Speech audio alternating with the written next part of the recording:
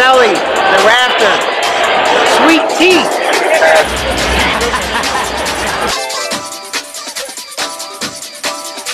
Self-monitoring. Clearly, there's literature showing that self-monitoring is important. I think we all know this. What's really interesting is when people self-monitor and know they have to report out the information, it's such an SD for them to be more likely to engage in that behavior. The fact that they have to self-monitor and report it out. So I feel like high level of peak performance is due to professionals learning to have self-control and saying no to this and doing this and having discipline. And I ended up coming up, like we sat around the office one day, we tried to come up with a behavioral definition for self-control, and we came up with this: daily actions that forego small, immediate reinforcers to access larger, remote ones. Because every social problem we have is because we don't self-monitor our behavior. In other words, the immediate consequence that's small and certain is right in front of us like a piece of cake, but the diabetes, being overweight, and heart condition is 10 years later. So how do we bring those remote consequences closer? And part of it's through graphic feedback, small goals, and so forth. So I know that self-monitoring is very important also for you to be able to be a professional. So I know every single day, because I work 16-hour days. When I have my daughter and Marlene and the kids, I'm all in, I turn it off. But the other days, 16 hours straight, and all I'm doing is the pre-MAC principle. I hate payroll, but I love LinkedIn. I'm back and forth all day with self-control. Like that's the discipline that I think is needed as an entrepreneur. So then I'm going to jump to this. What's also important is that your executives of each department, when they're collecting their own data and they're managing it, and then they should be charting the data, not just learner behavior, they should be charting their engagement, their different key performance indicators of their company. It should be reviewed by your executive team. So each executive, every Monday at noon, they know they're called to the carpet to report out their numbers, report out quality stakeholder information, and so forth. Just an example of one of the couple funding sources, one person that's a director of this program has to report it out, and the data itself is either reinforcing or it's very unpleasant, depending on the trend. We just don't say a word. Sometimes in the executive meeting, it's like crickets. And afterwards, the person's saying, do you have any suggestions? And we work through it. But it's never meant to embarrass people in any way. And time management coaching is important. So investing in your employees with good time management strategies is critical. And making sure, going back to the interval thing, making sure that you set very frequent intervals for them. So this is actually from my last presentation. This is what happened to me. I literally scheduled it so that I would do a little bit every day for 3 weeks prior to the presentation in Kentucky, but then this is what really happened. You follow me? Because it's a fixed interval schedule.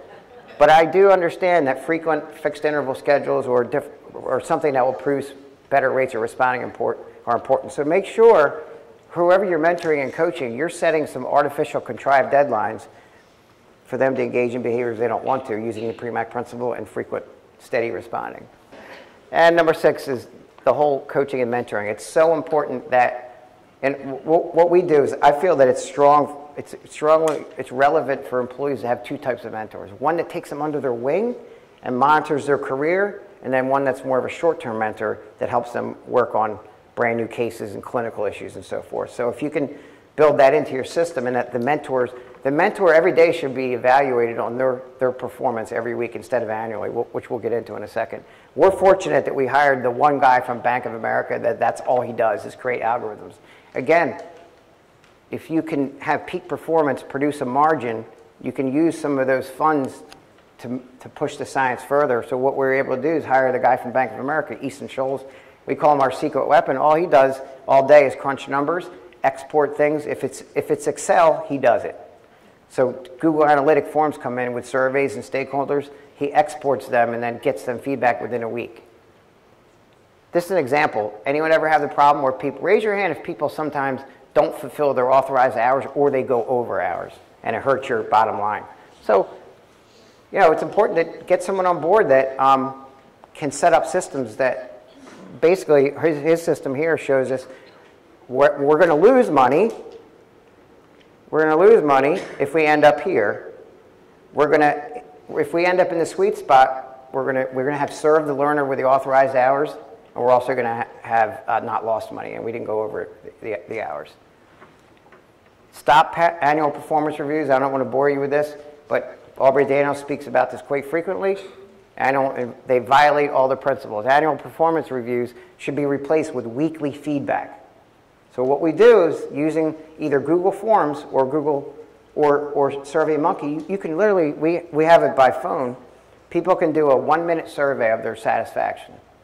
And they evaluate their mentor, which is actually important. So one click of the button, if you do this right, you can get your finger on the pulse of the whole organization's success.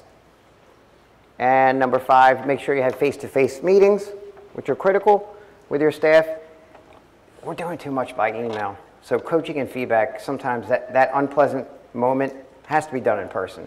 The other thing I tell people is, I'm like, look, I know it's very hard to deliver undesirable feedback, but I tell people, I look them in the eyes and I say, look, what I'm about to tell you face-to-face, it's way different than over the phone and email. What I'm about to tell you, all I know is it's genuinely to make you a better professional, because I have no bureaucracy here where I don't have to report this to HR necessarily. I don't have my boss telling me to do it. This is because I just want you to be great. And you look them in the eyes and that feedback is so much better delivered. It's genuine. And number 6, within coaching and feedback, do not stack your organization with multiple levels. All it does is hurt communication. Flatten out your organization and then pay your employees as much as you can and take out the multiple levels. There's an agency not far from ours in New Jersey and one in Eastern Pennsylvania too, that every year I see the same thing. They hire their friends, they create assistant director, assistant director, executive director, and then they have financial problems, and then they have communication problems where the people on the front line don't know they're disconnected from the executives. They have financial turmoil, and then it collapses, they fire them all, then they start over. 7 years later, hire 1, hire 2. So keep your organization flat and don't micromanage the smart people. And number 7, which is last, pay for performance, which Aubrey Daniels talks a lot about. If you can tie everything to your pay for performance and not make everyone salaried. If you can give them a low salary, however, give them the key performance indicators that produce peak performance based on those individual, departmental, and organizational goals, you're going to see discretionary effort. And think about it. Salaries waste time. They're built for poor responding. And no matter how much someone says to you, look, I would do it anyway. Yeah, they would at that moment, but as time passes and real life hits and there's family crises, they need the money and they need to do it and maintain it in the long run financially. So here's the other thing. Salary produces, it's like the dead man's test. So like, look, you see security guards falling asleep all day because there's no active responding. They're paid to clock in, look at a blank screen, and then clock out, unless they have a good mechanism in place. So what we do, are people that do have a low salary, we embed errors in their work. So if somebody's doing billing, we make it fun though. Like literally, well, I don't know if they find it fun. They're given $100 every time they catch a bonus that we contrived and we engineered and we embedded it into the invoice. Because some of the jobs have to be salaried.